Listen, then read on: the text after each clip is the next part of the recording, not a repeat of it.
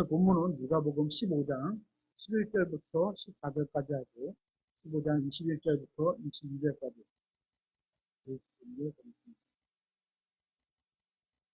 같이 들어가겠습니다. 11절부터 14절까지 먼저 시작. 또 그분께서 이르시되 어떤 사람에게 두 아들이 있었는데 그들 중 작은 아들이 자기 아버지에게 이르기를 아버지여 재산 중에서 내게 돌아올 몫을 주소 하니 아버지가 자기 살림을 그들에게 나누어 주며 그 뒤 며칠이 안 되어 작은 아들이 전부 다 모아가지고 먼 나라로 가서 거기서 허랑방탕하게 살며 자기 재산을 허비하더니 그가 다 탕진한 뒤에 그 땅에 극심한 기근이 들어 그가 비로소 궁핍하게 되므로 21절부터 22절까지 읽습니다. 아들이 아버지께 이르되 아버지여 내가 하늘을 대적하여 죄를 짓고 아버지의 눈앞에서 죄를 지었사오니 더 이상 아버지의 아들이라 불릴 자격이 없나이다 하였으나 아버지가 자기 종들에게 이르되 가장 좋은 옷을 가져다가 그에게 입히고 그의 손에 반지를 끼우고 그의 발에 신을 신기라. 오늘 말씀은 누가복음 15장에 나오는 잃어버린 아들에 대한 비유입니다. 특히 탕자의 비유라고 잘 알려지고 익숙한 말씀이기도 합니다. 여기 누가복음 15장에는 세 가지 비유가 연속적으로 기록되어 있습니다. 각각의 비유에는 뭔가를 잃어버린 것이 나오고 그 잃어버린 것을 다시 찾는 게 나옵니다. 그리고 찾고 나서 기뻐하는 모습이 나옵니다. 그 잃어버린 것들에는 양이 있었고 동전이 있고 작은 아들이 나옵니다. 잃어버린 양의 경우에는 이 양이 자기가 의도적으로 선택해서 길을 잃은 상태에 놓이게 됩니다. 양이. 하지만 동전의 경우에는 자기 의사와 상관없이 잃어진 자리에 던져짐을 당했습니다. 이게 차이점입니다.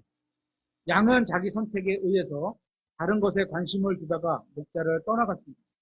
마치 우리 중에 많은 사람들이 자기 스스로 의도적인 선택에 의해서 하나님을 떠나간 것과 같습니다.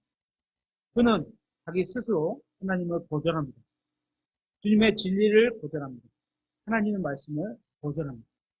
그러니까 자기 자신의 선택과 결단에 의해서 하나님을 떠나간 사람의 모습을 우리 주변에서 얼마든지 볼 수 있습니다. 어쩌면 이들 가운데에는 무신론자들도 있었을 것이고 또는 의도적으로 진리와 복음을 거절하고 떠난 데마와 같은 사람들도 있었을 것입니다. 교회를 의도적으로 떠난 분을 탓하는 게 아닙니다. 어디서건 그분들을 무엇을 하시든 만나게 되면 그들의 신앙이 잘 하게 되는 사람으로 서로 기뻐하면 됩니다. 그런데 이뿐만이 아닙니다. 자기의 행동과 상관없이 동전처럼 이뤄진 자리에서 삶을 시작하고 있는 혼들도 많이 있습니다. 동전의 배경을 보면 그 당시 사회에 세리와 창녀 등 소외받은 삶을 살고 있는 많은 분들이 있었습니다. 그들을 한번 생각해 보세요. 이들은 자기의 어떤 의도적인 선택보다도 운명적인 삶이 그러한 가운데 던져져 버렸던 겁니다. 예를 들면 이슬람권에서 태어난 여성들이겠죠. 또 믿지 않는 가정에서 태어난 사람들도 있을 겁니다. 어떤 사람들은 그냥 거기에 던져진 상태로 태어나게 된 것입니다. 자기가 원해서 이슬람에 있는 여성으로 태어난 것도 아니고 믿지 않는 가정에 자기가 원해서 태어난 게 아닙니다. 여러분, 우리는 출생 자체가 죄성을 가지고 태어났기 때문에 죄를 범하고 있습니다. 맞는 거죠? 맞죠? 우리는 어떤 면에서 우리의 의도적 선택과는 상관없이 죄의 법에게로 나를 사로잡아 가는 내 모든 모습을 발견하게 됩니다. 그러니까 내 속에는 내가 원하지 않는 강한 무엇을 발견할 수가 있게 됩니다. 그렇게 죄성을 가지고 태어난 건 맞지만 또한 우리의 선택에 의해서 죄를 범했기 때문에 죄인인 것도 사실입니다. 이 두 가지 진리가 동전과 양의 비유를 통해서 우리가 이해할 수 있는 내용입니다. 어쩌면 우리는 이 작은 혀로 누군가를 죽일 수 있다면 거리에 시체가 즐비할 것이고 또한 우리의 눈으로 여인들을 임신시킬 수 있다면 거리에 임산부로 즐비할 겁니다. 이런 죄성이 우리에게 있는 겁니다. 우리는 다 육신의 부패성이 있습니다.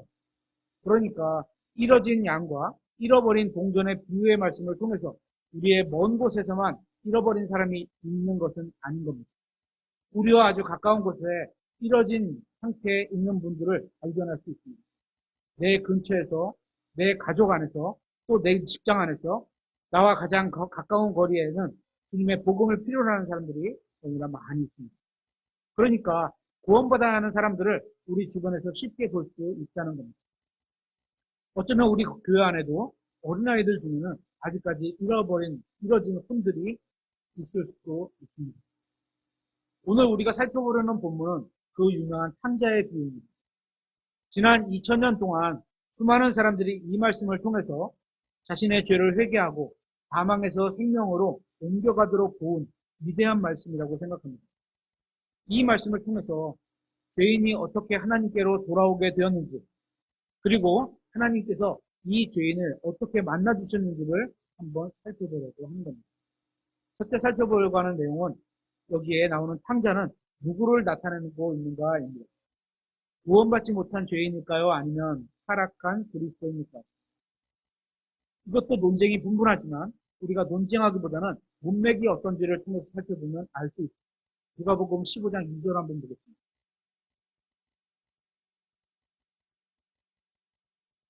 바리새인들과 서기관들이 수군거리며 이르되 이 사람이 죄인들을 받아들이고 그들과 함께 먹는다 하매 그분께서 그들에게 이 비유를 말씀하여 이르시되, 여기에 말씀을 주신 대상이 나오고 있습니다. 그래서 어떤 비유를 들어서 설명하는, 예수 그리스도께서는 잃어진 죄인들에 대해서 종교인들과 대화하고 있는 겁니다. 그러니까 탕자의 비유는 구원받지 못한 죄인을 나타내고 있는 겁니다. 예수님께서 이 비유를 통해서 제자들에게나 타락한 성도들에게 어떤 위험을 경고하시는 것이 아니라 15장 전체를 통해서 죄인들을 받아주시는 것에 대해서 말씀하고 계시는 겁니다. 그래서 15장 전반부를 보시면 그분께서 잃어진 양을 찾으러 가시는 모습과 또 8절부터 보시면 등잔불을 켜서 잃어버린 동전 한 개를 집안에서 찾는 모습이 나옵니다. 이처럼 잃어진 양과 동전은 모두 구원받지 못한 혼을 묘사하고 있습니다. 잃어진 아들 비유도 마찬가지입니다. 아들을 잃은 아버지께서 돌아온 탕자에게 가장 좋은 옷을 입히는 모습이 나오죠. 이 모습은 구원받지 못한 죄인들이 예수님께로 인도받아서 구원받을 때 입게 되는 구원의 옷을 상징한다고 볼 수 있습니다. 만약에 탕자가 타락한 그리스도인을 나타내는 것이라면 탕자가 돌아왔을 때 발만 씻기면 되는 겁니다. 그냥 교리적으로 그렇죠. 또 24절에서 아버지가 이 내 아들은 죽었다가 라고 말씀하고 있습니다. 그러니까 구원받지 못한 죄인을 말씀하고 있는 겁니다. 그리고 두 번째 살펴볼 내용은 누가복음 15장에 나오는 이 세 가지 비유는 사실 한 가지 진리를 가르치기 위해서 세 가지 비유를 사용하신 겁니다. 그러니까 한 가지 진리를 가르쳐주기 위한 비유인 겁니다. 3절 말씀을 보면 비유들이라고 하지 않고 패러블, 이거를 단수로 되어 있습니다. 비유라는 단어가 단수로 되어 있습니다. 한번 확인해 보겠습니다. 누가복음 15장 3절. 그분께서 그들에게 이 비유를, 단수죠. 비유를 말씀하여 이르시되. 그렇죠?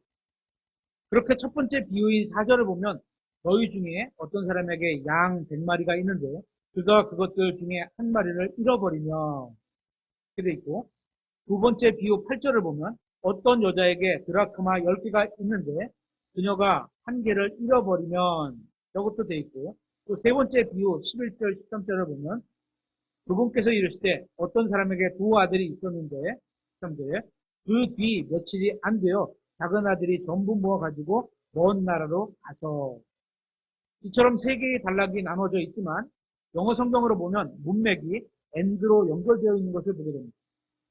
그러니까 이 비유는 전체가 한 묶음으로 이루어진 죄인의 구원과 관련된 내용이라고 보시면 됩니다. 다만 어떤 한 가지 진리를 세 가지 비유로 설명하고 있는 것뿐입니다. 이걸 다른 표현으로 하면 삼위일체 하나님께서 잃어진 혼을 구원하시는 내용으로 볼 수 있습니다. 여기 3절부터 7절까지는 선한 목자이신 예수 그리스도께서 밖에서 잃어진 양을 찾으시려고 영광의 왕좌를 버리시고 이 낮고 낮은 땅으로 내려오신 모습을 볼 수 있고, 그죠? 그러면서 5절에 보시면 또 그가 그것을 찾으면 기뻐하며 그것을 자기 어깨에 메고 라고 되어 있는데, 여기 어깨를 보시면 shoulders, S가 되어 있어서 복수로 되어 있습니다. 그러니까 양쪽 어깨에 둘러맨 모습입니다. 목자의 어깨는 책임, 지위, 힘을 상징합니다. 한번 찾아보겠습니다. 이사야서 9장 6절에 어깨와 관련된 말씀이죠. 이사야서 9장 6절.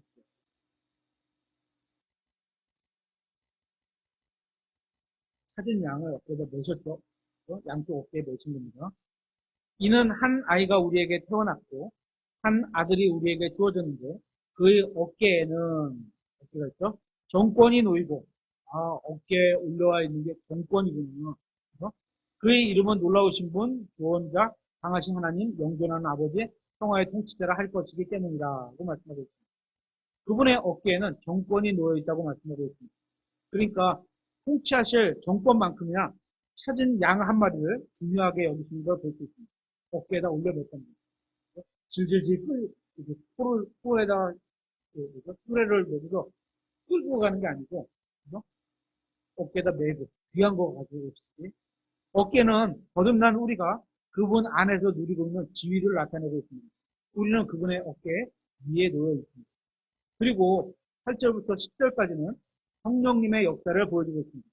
누가복음 15장 8절부터 어떤 여자에게 드라크마 10개가 있는데, 드라크마는 그리스의 동전단위, 그리스의 동전단위요. 그러니까 지금으로 말하면 하루 품삯이라고 얘기하니까 몇만 원짜리 동전이겠죠. 그녀가 한 개를 잃어버리면 등잔불을 펴고 집을 쓸며 그것을 찾을 때까지 부지런히 찾지 아니하겠느냐? 또 그녀가 그것을 찾으면 자기 친구들과 이웃들을 함께 불러 이르되 나와 함께 기뻐하자. 내가 잃어버린 드라크마를 찾았노라 하리라. 그러니까 등잔불을 펴서 잃어버린 동전을 찾고 있습니다. 이것은 성령님께서 등 뿌리시고 또 빛이신 하나님의 말씀을 사용하시는 것을 나타내고 있는 겁니다. 여기서 여기서 찾는다고 하는 게 어디서 찾는 거죠? 집 안에서 찾고 있는 것을 볼 수 있습니다. 그러니까 밖에 계신 목자와 달리 성령님으로 예포되고 있는 이 여자의 범위는 집 안에서입니다. 따라서 예수 그리스도의 십자가 사역이 우리의 구원을 위해서 외적으로 이루어 놓으신 거라면 성령님의 사역은 우리 안에서 역사하시는 겁니다. 본성적으로 우리는 하나님께 반역하는 죄인들이었습니다. 그 죄인들 안에서 사역하시는 성령님의 오래 참으심과 인내하심을 볼 수 있는 겁니다. 그리고 11절부터 32절까지 나오는 에는 아버지 하나님의 사역을 보여주고 있습니다. 11절에 한번 보겠습니다. 또 그분께서 이르시되 어떤 사람에게 두 아들이 있었는데 그 아들 중 작은 아들이 자기 아버지에게 이르기를 아버지여 그 산 중에서 내게 돌아올 몫을 주소서 하니 아버지가 자기 살림을 그들에게 나누어 주네. 그리고 24절에 이 내 아들은 죽었다가 다시 살아났으며 그를 잃어버렸다가 찾았노라 하니 그들이 즐거워하기 시작하더라. 그러니까 잃어진 아들을 찾고 나서 기뻐하시는 아버지를 통해서 아버지 하나님의 사랑을 볼 수 있는 겁니다. 이렇게 세 가지로 소개되는 이 비유는 목자이신 예수 그리스도의 수고와 그리고 성령님의 찾으심과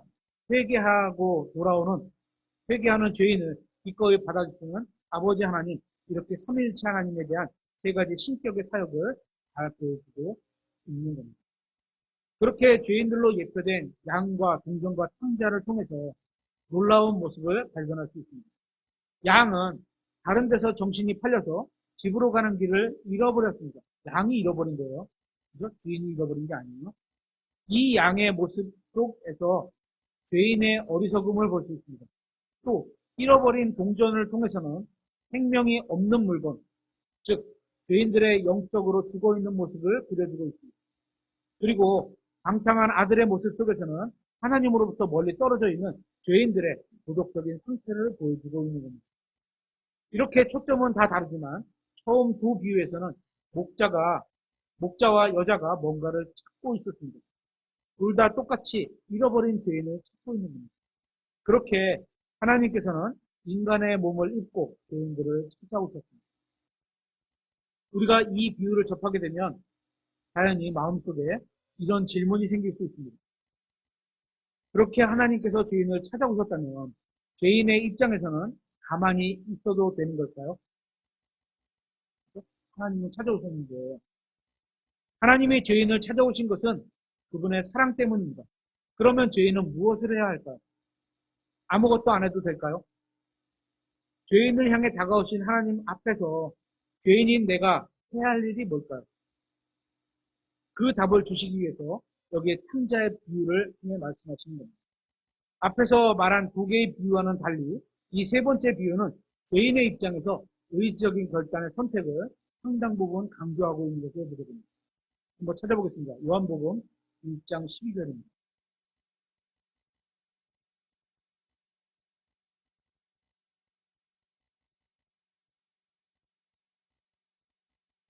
그분을 받아들인 자들, 곧 그분의 이름을 믿는 자들에게는 다 하나님의 아들들이 되는 권능을 그분께서 주셨으니. 여기 보시면 하나님의 아들이 되려면 우리 인간이 해야 될 몫이 있고 하나님이 하실 몫이 나누어져 있습니다. 하나님이 인간을 찾아오셨습니다. 하나님 몫이. 그러면 인간은 무엇을 해야 되는 거죠? 그거 보면 receive, 받아들이면 되는 겁니다. 받아들이면. 죄인들을 위해서 오셨고 숨기러 오셨고 십자가 위에서 죽이러 오셨습니다. 이제 죄인은 그분을 받아들이면 되는 겁니다. 여기서 받아들인다는 의미는 믿는 겁니다. 그분의 이름을 믿는 것. 주 예수 그리스도라는 이름의 의미와 그분을 믿는 거죠. 그러면 하나님께서 그를 하나님의 아들이 되게 해주시는 겁니다. 우리는 우리가 할 몫만 하면 되겠죠. 주님을 믿고 영접하는 겁니다. 이런 내용을 해서 오늘 본문에 나오는 탕자를 여러분 생각에 한번 떠올려 보십시오. 이 청년이 어느 날 아버지께 와서 독립하겠다고 합니다. 우리 청년들 중에 독립하신 분이 있는데 그래서 독립한 건 아니겠죠. 아마도 이 탕자는 자기 마음속에 자유로운 삶에 대한 동경이 있었을 겁니다. 이제 나도 많이 컸으니까 내 재산을 가지고 내 의지대로 내가 살고 싶은 대로 인생을 살고 싶다. 아마 이렇게 생각했을 겁니다. 그렇다면 이 청년은 왜 집을 나가려 했을까요? 가정이 불행해서 있을까요? 그게 아닌 것 같습니다. 그 집에는 평안함도 있었고 많은 종들과 풍요로운 재산이 있었습니다. 한번 확인해 보겠습니다. 누가복음 15장 12절.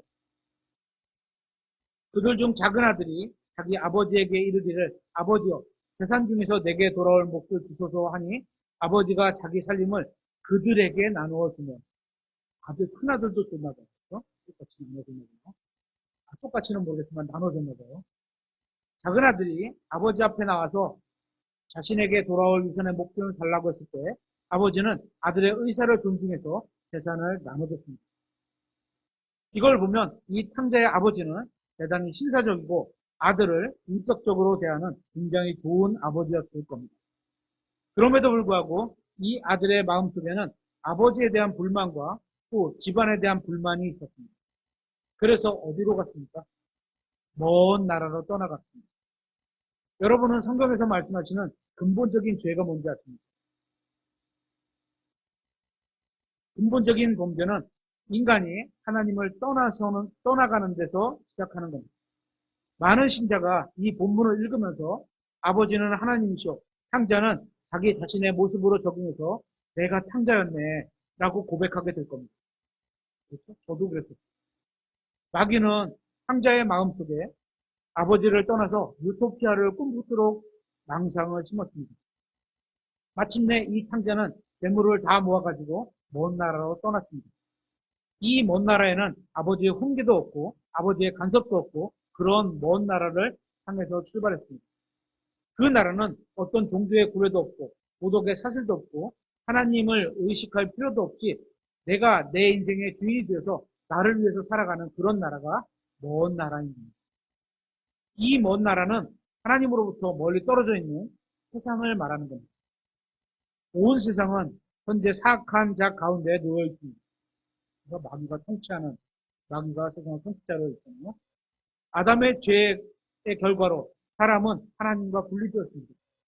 이 세상에 태어난 모든 아담의 후손들은 죄를 지음으로 말미암아 하나님의 생명으로부터 멀리 떨어져 있게 되었습니다. 하나님과 죄인 사이에는 죄라는 큰 구렁텅이가 막혀 있는데, 그래서 예수 그리스도를 제외하고는 그 사이에 다리를 놓을 수가 없게 되었습니다. 혹시 여기 계신 분들 중에 혹시 대마처럼 하나님으로부터 먼 나라로 가려고 준비하는 분이 계신가요? 혹시 요즘 시간이 없어서 주님께서 주신 복음 사역과 성경 읽기를 버리고 먼 나라로 가는 중은 아니십니까?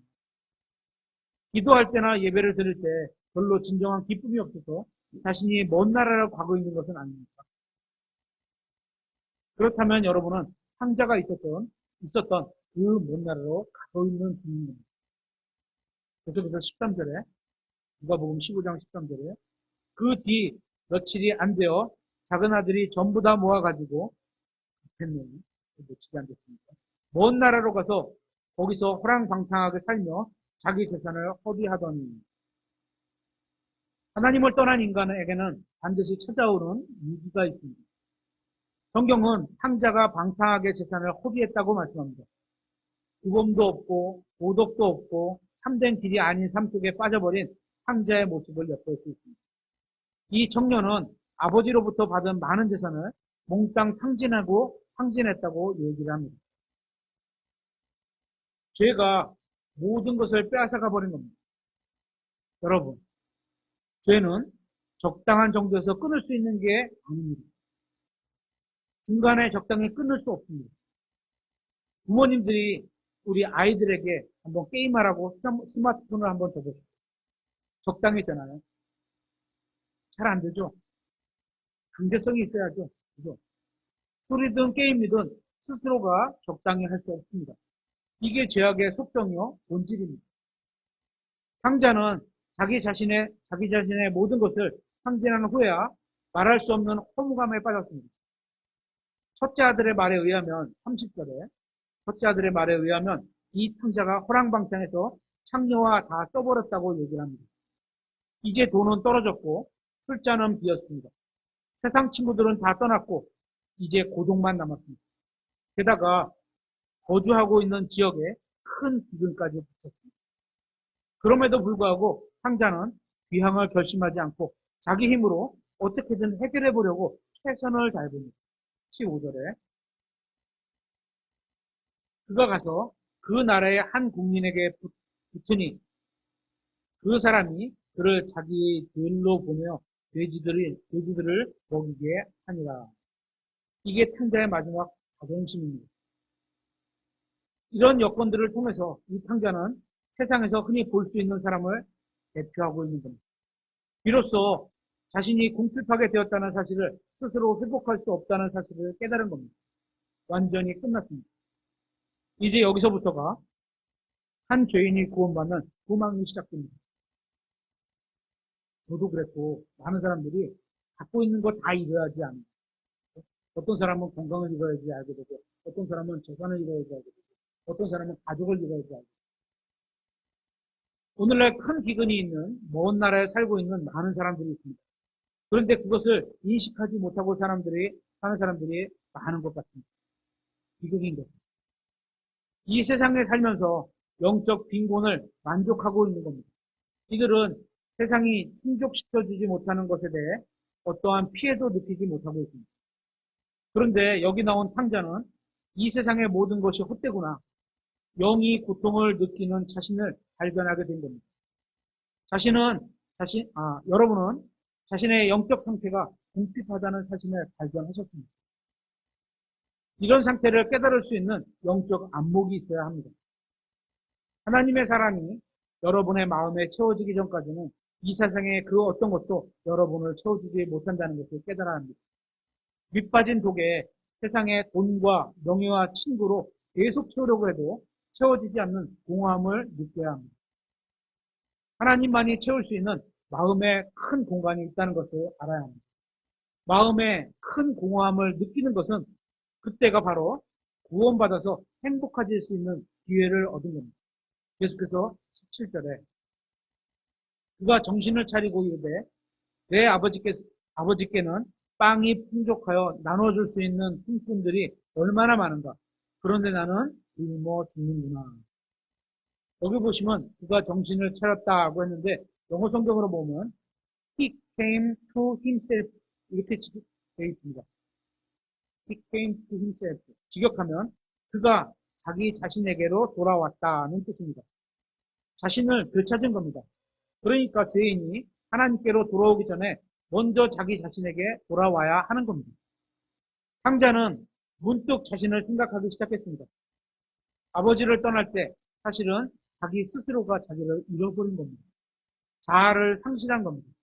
자신이 올바르게 판단할 수 있는 이성과 논리가 마비되었던 겁니다. 그러다가 어느 날 갑자기 자기의 참된 모습을 발견하게 되었습니다. 자기가 이런 상태인 것을 발견한 것은 궁핍한 상황이 주어졌기 때문입니다. 그래서 궁핍은 어떤 면에서 자기의 진짜 모습을 찾게 만드는 역할을 하기도 합니다. 상자에게 있어서 궁핍은 자신을 깨우는 하나님의 징계의 손길이었던 겁니다. 대부분의 사람들은 극심한 고난과 나쁜 처지에 놓이게 되면 그제서야 정신을 차립니다. 그래서 많은 사람들이 상자를 자신이라고 고백하고 상자와 같은 궁핍과 고난 중에서 하나님을 만났다고 간증하고 있는 겁니다.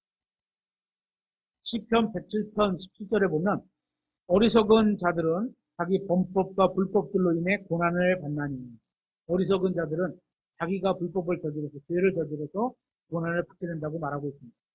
어리석은 탕자는 자기의 범법과 불법으로 인해서 고난을 받았습니다. 그걸 깨닫고 나서야 정신 차리게 된 겁니다. 오늘날에도 모든 재산을 다 잃고 사업이 다 파산되기까지 돌아올 수 없는 예비 탕자들이 있습니다. 권력을 즐기는 탕자들은 그 권력이 한순간에 침몰하기 전까지는 하나님에게 돌아오지 않을 겁니다. 사랑하는 남편과 아내와 부모님의 죽음이 아니면 돌아오지 않는 탕자들도 있을 겁니다. 수많은 젊은이들은 자신의 건강함과 힘과 재능과 아름다움을 자랑하지만 순식간에 건강을 잃고 마지막 죽음의 선고를 받기까지는 돌아오지 않는 탕자들도 있을 겁니다. 그러니까 이런 궁핍이야말로 탕자로 하여금 자신의 실제 모습을 발견하게 만들었던 첫 번째 요소가 되었던 겁니다. 그리고 두 번째 요소는 고독입니다. 여러분의 주머니나 계좌에 돈이 있을 때, 그것도 돈이 많이 있을 때, 흥청거릴 때는 주위에 친구가 많이 있습니다. 그렇게 돈과 권력이 있었을 때, 힘이 있었을 때는 친구들이 몰려듭니다. 그런데 주머니가 비니까 친구들은 다 사라져버리고 지금은 혼자가 됩니다. 군중 속의 고독이랄까요? 사람은 많은데 혼자서 외로운 겁니다. 자기 자신을 찾을 수 있는 고독한 순간이 왔고 참된 자기 자신의 모습을 발견하게 됩니다. 여러분, 사람은 혼자만의 시간이 필요할 때가 있습니다. 하나님과 자신만 있는 그런 시간이 필요합니다. 이제 탕자에게는 함께 놀고 먹던 사람들이 다 없어졌습니다. 함께 농담해 주었던 사람들이 다 없어졌습니다. 혼자만 있게 되었습니다. 이런 고독 가운데서 스스로 자기 자신의 모습을 생각해 봐야 합니다. 참으로 나는 누구일까? 나는 어디서 왔을까? 죽으면 끝일까? 나는 어디로 가고 있는 걸까? 내 삶은 왜 이럴까? 이런 고민을 할 시간은 고독할 때 주어지는 겁니다. 여러분 나름대로 고독한 시간을 내서라도 하나님을 찾으시기 바랍니다. 저도 그런 시간을 가져야 되겠다고 생각하는 어떤 날 하루는 그냥 일정을 다 그날은 비워버리고, 예를 들어서 저 같은 경우는 이제 바닷가에 가서 파도 소리 들으면서 하나님한테 이제 속으로 울부짖죠. 기도하죠. 그런 시간을 갖는 거죠. 세 번째는 아버지의 기도입니다. 상자가 돌아왔을 때 잔치를 베푸는 건 몰상식한 행동이 아닙니다. 그런데 30절을 보니까 큰 아들의 반응이 기록되어 있습니다. 누가복음 15장 30절에 그러나 아버지의 살림을 창녀들과 함께 삼켜버린 아버지의 이 아들이 오매 조금 이렇게 낮게 본 거죠. 즉시 아버지께서 그를 위해 살찐 송아지를 잡으셨나이다 하니 큰아들이 한 얘기죠. 이렇게 반응했습니다. 큰아들이 이 동생이 창녀들과 함께 삼켜버렸다는 소문을 형이 들었다면 아버지도 그런 소문을 들었을 겁니다. 그런 소문을 들었을 때 아버지가 얼마나 많은 밤을 지새우며 기도하며 울으셨겠습니까? 자기 아들이 먼 나라에서 몰락해가고 있을 때 아버지는 가슴을 찢으면서 기도하고 있었을 겁니다. 그런 아들이 돌아왔을 때 아버지는 얼마나 기뻤겠습니까? 우리의 아버지 하나님은 모든 것을 준비하시고 풍성한 사랑과 용서를 준비해 놓으셨습니다. 오늘날에도 잃어버린 탕자에게 초청장을 보내고 계십니다. 17절에 나오는 탕자의 도법처럼 내 아버지께는 빵이 풍족하여 나눠줄 수 있는 품꾼이 얼마나 많은가 하고 하고 있죠. 예수 그리스도 안에는 유효함이 있습니다. 안식이 있습니다. 예수 그리스도를 믿기만 하면 죄사함이 있습니다. 영원한 생명이 있습니다. 그런데도 예수님을 찾지 않는다면 이렇게 말하는 것과 똑같습니다. 그런데 나는 굶어 죽는구나가 되는 겁니다. 이것이 탕자의 자기 발견입니다. 그래서 이 탕자는 귀향을 결심하고 돌아가야겠다는 소원이 생깁니다. 그래서 18절에 보면 자기의 죄에 대해서 자백이 있습니다. 18절에 내가 일어나 내 아버지께 가서 그분께 이르기를 아버지여 내가 하늘을 대적하여 죄를 짓고 아버지 앞에 죄를 지었사오니 여기 다시 보세요. 내가 하늘을 대적하여 죄를 짓고 아버지 앞에 죄를 지었사오니 여기에 죄를 인정하고 있습니다. 탕자가 아버지에게로 돌아갈 결심을 하기까지 얼마나 많이 망설였겠습니까? 될까 말이야. 받아주실까? 끝나는 건 아닐까? 이런 생각을 얼마나 많이 했을까? 하지만 탕자가 돌아가야겠다는 생각만 가지고서는 안 됩니다. 그것만으로는 부족합니다. 현 상황을 끊고 돌이키려는 의지적 결단이 필요한 겁니다. 그래, 딱 가야지. 20절에 보면 일어나 자기 아버지에게 가니라. 그러나 그가 아직 멀리 떨어져 있을 때 그의 아버지가 그를 보고는 불쌍히 여겨 달려가 그의 목을 껴안고 그에게 입을 맞추며 이게 의지적인 결단입니다. 이렇게 결단할 때까지 얼마나 많은 망설임이 있었겠습니까? 성경은 회개하라고 명령하십니다. 회개가 뭐죠? 가던 길을 돌이켜 하나님께로 돌아오는 것입니다. 그게 회개입니다. 하나님을 떠나 먼 데서 살며 지은 죄를 깨닫고 일어나서 하늘에 계신 아버지께로 돌아오는 것이 회개입니다. 모든 것을 두고 즉시 떠나야 합니다. 요거만 마무리하고 가야지. 내일 가야지. 못 떠나요. 상황이 또 바뀌어져요. 세상 사람들과 의논할 필요도 없습니다. 만약에 이 탕자가 먼 나라에 있던 어떤 사람과 의논했다면 그가 어떤 충고를 해줬을까요? 아마도 돌아가지 말도록 말렸을 겁니다. 언젠가 우리는 하나님 앞에서 자신의 신앙을 홀로 결단해야 할 때가 있습니다. 외롭겠지만 여러분의 가까운 친구들과도 의논하지 마십시오. 하나님 앞에 홀로 서서 외롭게 결단을 내려야 할 그 결단, 바로 그것이 믿음의 결단인 겁니다. 누더기를 걸쳤건 상처가 있건 지금 있는 모습 그대로 돌아오면 하나님께서 받아주시는 겁니다. 언젠가 어디서든 우리 교회를 예전에 거쳐간 분들이 계실 겁니다. 그때 돌아오더라도 아니면 어디서 만났더라도 그들을 반갑게 인사하고 친절히 그분을 있는 대로 받아주는 겁니다.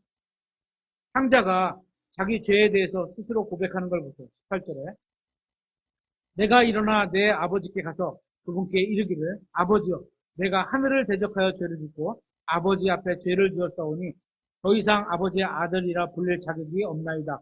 나를 아버지의 품꾼 중 하나로 삼아주소서 하리라 하고 여기서 내가 하늘을 대적하여 죄를 짓고 이 표현을 씁니다. 하늘을 대적합니다. 아들은 아버지 앞에서 죄를 지은 것이지 아버지를 대적해서 죄를 지은 게 아닙니다. 그러나 아들은 하늘을 대적해서 죄를 지었습니다. 사람이 죄를 짓는 건 주님을 대적해서 죄를 짓는 겁니다. 이러한 생각이 우리에게도 있어야 합니다. 내가 짓는 죄가 사람들과의 관계 속에서만 있는 게 아니라 하나님을 대적하는 것이라는 사실, 이런 인식이 필요한 겁니다. 믿지 않는 사람들도 일이 틀어지면 내가 잘못했다고 자기 죄를 인정합니다. 돌릴 필요가 없어요. 잘못한 건 잘못한 거예요. 그렇죠? 그러면서 회개는 안 합니다. 왜? 잘못했으면 그거에 대한 대가를, 처벌을 받든지 아니면 하나님께로 돌아와야 되는데 인정만 하고 마는 거죠. 여기까지가 전부라면 그건 그냥 후회일 뿐입니다. 회개가 무엇이라고 했어? 잘못 가던 길을 하나님께로 돌이키는 것까지가 회개입니다. 그런데 탕자는 내가 하늘을 대적하여 죄를 짓고 아버지 앞에 죄를 지었사오니 그리고 일어나 어떻게 해요? 자기 아버지에게로 갔습니다. 제대로 된 회개를 한 겁니다. 제가 복음을 전할 때 종종 하는 질문이 있습니다. 당신은 지금껏 살아오면서 하나님 앞에서 자기 죄를 고백한 적이 있으십니까? 이렇게 묻습니다. 다른 사람들과의 관계 말고 하나님 앞에서 죄를 지었음을 고백한 적이 있느냐는 부분을 말하는 겁니다. 그런 부분이 없다면 나중에라도 구원의 확신을 갖기가 어렵습니다. 제일 중요한 문제는 사람과 사람 간의 문제가 아니라 하나님 앞에서 회개해야 하는 겁니다. 탕자는 죄에 대해 시인하고 바른 회개로 당장 일어나 아버지께로 갔습니다. 그렇게 회개한 죄인으로 돌아온 아들을 아버지는 어떻게 반응해 주셨습니까? 20절에 보면 일어나서 자기 아버지에게 가니라. 그러나 그가 아직 멀리 떨어져 있을 때 그의 아버지가 그를 보고는 불쌍히 여겨 달려가 그의 목을 껴안고 그에게 입을 맞추매 아들이 아버지에게 이르되 아버지여 내가 하늘을 대적하여 죄를 짓고 아버지의 눈앞에서 죄를 지었사오니 더 이상 아버지의 아들이라 불릴 자격이 없나이다 하였으나 아버지가 자기 종들에게 이르되 가장 좋은 옷을 가져다가 그에게 입히고 그의 손에 반지를 끼우고 그의 발에 신을 신기라. 그리고 살진 송아지를 여기로 끌고 와 잡으라. 우리가 먹고 즐거워하자. 이 내 아들은 죽었다가 다시 살아났으며 내가 그를 잃어버렸다가 찾았노라 하니 그들이 즐거워하기 시작하더라. 여기서 아버지에게 배워야 할 5가지가 있습니다. 첫 번째, 그가 아직 멀리 떨어져 있을 때는 그렇게 항상 찾고 계셨던 겁니다. 두 번째, 그의 아버지가 그를 보고는 이 말씀에서는 아버지가 먼저 아들을 봤습니다. 세 번째, 불쌍히 여겨 긍휼이 많으신 아버지를 보게 됩니다. 넷째, 달려가. 아버지가 기뻐서 달려갑니다. 다섯째, 그의 목을 껴안고 그에게 입을 맞추며 돌아온 탕자를 사용해 주셨습니다. 마치 이런 겁니다. 긍휼이 풍성하신 하나님께서 우리를 사랑하실 때 보여주신 자신의 크신 사랑으로 인해 심지어 우리가 죄들 가운데 죽었을 때 우리를 그리스도와 함께 살리셨고 은혜로 구원을 받게 됩니다. 모양이 비슷하죠. 이 사실이 아버지 입장에서 얼마나 기쁜지 탕자를 만나기 위해서 달려갔다고 말씀합니다. 그리고 아버지는 어떻게 했죠? 목을 껴안았습니다. 그리고 입을 맞췄습니다. 이런 모든 은혜로운 모습을 주도한 사람은 바로 아버지였던 겁니다. 이게 놀라운 은혜입니다. 이게 우리가 복음을 전해서 한 혼을 얻게 되실 때 아버지 하나님의 마음을 보여주고 있는 겁니다. 한번 잘 보세요. 여기에 나타난 하나님의 사랑은 과거의 잘못을 추궁하지 않았습니다. 아버지는 허랑방탕한 삶을 살다 온 아들을 괘씸하게 여기지도 않으셨습니다. 형하고는 거룩입니다. 소중한 재산을 엉뚱한 데 날리고 빈 털터리로 돌아온 아들을 배은망덕한 자식으로 여기지도 않고 그 인생을 불쌍히 여기는 마음으로 대해주셨습니다. 그와 같은 하나님의 마음을 여러분들도 경험해 보셨을 겁니다. 저는 여기 계신 분들이 과거에 어떤 삶을 살았는지 잘 모릅니다. 또 어떤 양심의 문제로 괴로워하는지도 모릅니다. 그런데 한 가지 아는 것은 제대로 살아가지 못한 우리의 괴로운 마음을 위로하기 위해서 우리에게 달려와 입을 맞추심으로 내가 다 용서해 주시겠나라고 하신 그 하나님 아버지의 사랑이 지금도 여전히 우리를 향하고 있다는 겁니다. 그런데 우리가 그 사랑을 잊고 사는 게 문제입니다. 아니면 그 사랑을 나만 받고 끝내는 게 문제입니다. 오늘날 이 시대에 일어나는 문제는 대개 사랑의 부재에서 오는 겁니다. 청소년의 문제도 그렇고 부부간의 문제도 마찬가지입니다. 청소년의 문제를 보면 사랑이 없는 가정에서 시작됩니다. 부부간의 문제도 원인은 딱 한 가지입니다. 배우자를 사랑하지 않는 겁니다. 그들이 원하는 것은 사랑받고 싶어하는 거 하나뿐인데 왜 그렇게 많은 사람들이 병들어가고 있는 것? 어디서부터 문제가 된 겁니다. 어쩌면 놀라운 하나님의 사랑을 받았고 또 받고 있는 우리가 그 사랑을 하나님의 이름으로 가족과 이웃에게 다시 돌려주지 않아서는 아닐까요? 어쩌면 우리의 영적인 눈이 감겨 있어서 그 하나님의 사랑이 나 자신에게 정체되어 있는 것은 아닐까요? 나만 받아먹고 꿀꺽 삼키지 않는 것. 스스로 점검해 보시기 바랍니다. 주님의 사랑을 받은 우리는 그 사랑이 다른 사람에게로 흘러가는 통로가 되어야 하는 겁니다. 황자는 자기 인생에서 자기가 있어야 할 곳이 아니라는 사실을 깨닫는 눈이 열리고 나서 회개하고 돌이켰습니다. 그렇게 해서 주님의 은혜와 긍휼과 사랑을 맛보게 되었습니다. 여러분도 자신의 잘못을 회개해서 주님의 은혜가 넘치게 임하는 인생이 되시고 그 은혜가 옆 사람에게도 전달되는 통로가 되시길 바랍니다. 주님 말씀을 들어가겠습니다.